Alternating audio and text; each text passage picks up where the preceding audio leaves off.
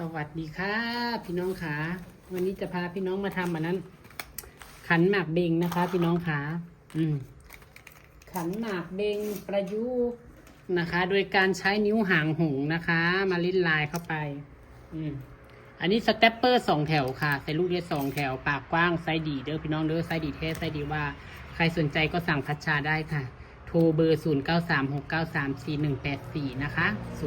0936934184อันนี้คือวิธีทำนิ้วหางหงอันดับแรกเลยให้พี่น้องเห็นนิ้วหางหงนี้ไว้ก่อนนะคะนี่คือนิ้วหางหงพัชชาจะทำไว้ทั้งหมด20 นิ้วนะคะพี่น้องคะนี่หลายๆคนน่าจะม้วนเป็นแล้วเนาะพี่น้องเนาะแต่หลายๆคนก็อาจจะยังไม่เป็นสำหรับมือใหม่ก็ยังไม่เป็นนะคะพี่น้องคะแต่คนที่เคยทำประจำก็น่าจะเป็นแล้วเนาะนิ้วหางหงม้วนเข้าไปประมาณ 4-5 ม้วนค่ะหลังจากนั้นใส่ดอกพุธปลอมลงไปใช้มือจับไว้เด้อค่ะแล้วก็ม้วนเข้ามาในกึ่งกลางพับเป็น3 เหลี่ยมจับทบเข้ามาหักกลับค่ะก็จะได้เป็นลักษณะของนิ้วหางหงนะคะต่อไปเราจะมาเริ่มมันอยากโฟกัสพี่น้องครับเราจะมาเริ่มขึ้นยอดบักเบงแบบนี้นะอันนี้เป็นขันบักเบงไหว้พระเด้อพี่น้องเด้อวันศีลวันพระแต่งลงวัดลงวาเด้อพี่น้องเด้อไหว้พระไหว้เจ้าอยู่เงินอยู่ซานได้เบิดพี่น้องจ๋าส่วนมากซุมื้อนี้แต่งขันบักเบงไหว้พระก็ยังมีแต่พี่น้องสปป.ลาวท่องหลายนะพี่น้องทางไทยเฮานี่ก็มีแน่ทางอีสานทางเหนือทางใต้เขาเจ้าก็บ่ฮู้จักเนาะค่ะพี่น้องคะม้วนเป็นกล้วยเลยค่ะพี่น้องคะม้วนเป็นกล้วยยอดนะคะแล้วก็หลายคนสงสัยว่าพัชชาเป็นคนทางใดพัชชาเป็นคนทางสปป.ลาวบ่คือว่าแนวนี้นะพัชชาเป็นคนจังหวัดนครพนมนะพี่น้องคะบ้านเกิดเมืองนอนเลยอยู่จังหวัดนครพนมตำบลนามะเขืออำเภอปาปากจังหวัดนครพนมค่ะตัดใส่เฮเพใส่บืออยู่พุ่นแล้วมาได้แฟนอยู่ที่จังหวัดหนองคายอำเภอศรีเชียงใหม่เด้อพี่น้องเด้อภาษาที่เว้าคือภาษาย่อนะคะพี่น้องคะย่อค่ะนี่ค่ะอันนี้เห็ดเป็นกาบโบราณธรรมดานะคะเย็บลงไปทั้งหมด4 ทิศ 4 ทางนะคะพี่น้องคะอันนี้จะเป็นแบบง่ายเลยครับผู้เฒ่าผู้แก่บึ้งและกระคิดปิดครับพี่น้องคะแบบนี้นะเป็นเบิร์ดนะคะพี่น้องคะเย็บลงไปเลยทั้งหมด4 ทิศ 4 ทางเด้อค่ะใครยังไม่ติดตามช่อง YouTube เฮือนใบสีพัชชาฝากเข้าไปใน YouTube และพิมพ์ว่าเฮือนใบสีพัชชาเข้าไปกดติดตามให้พัชชาด้วยนะคะใน YouTube จะเป็นคลิปยาวค่ะพี่น้องคะคลิปยาวคลิปที่สอนละเอียดยิบเลยค่ะใน YouTube นะคะพี่น้องคะเข้าไปกดติดตามให้พัชชาหน่อยเด้อพยายามกดติดตามช่องเงินใบสีพัชชาเข้าไปใน YouTube แล้วก็กดค้นหา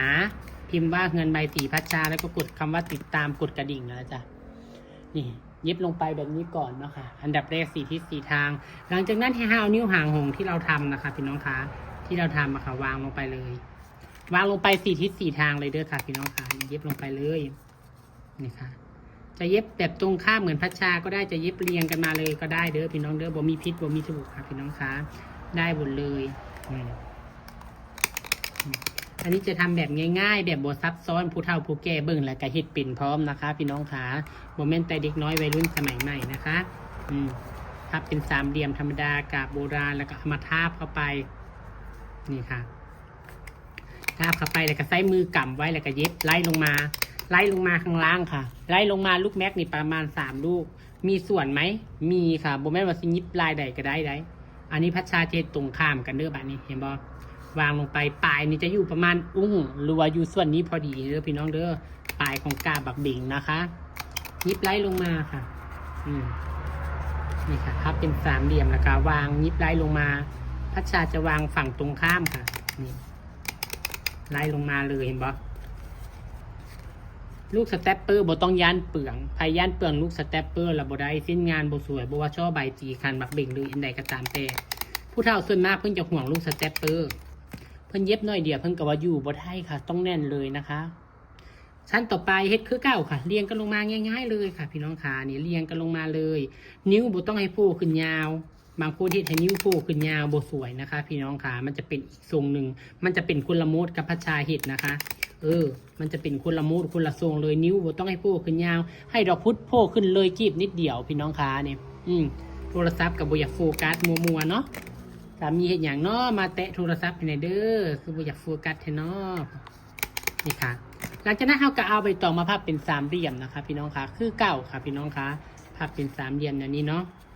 แล้วก็มาแปะลงไปคือเก่าค่ะยิบลงไปเลยนี่ค่ะมันก็จะเป็นกาบห่างหน่อยสักหน่อยนะคะ แต่เราจะเฮ็ด5 ชั้นหรือ5 กราบนะคะแทนขัน5หรือแทนตู่ของเราเองนะคะพี่น้องคะหรือว่าไปจะเฮ็ด9เฮ็ด7เฮ็ดอย่างก็ได้แล้วแต่เลยพี่น้องคะแล้วแต่เลยนะคะ แล้วแต่สะดวก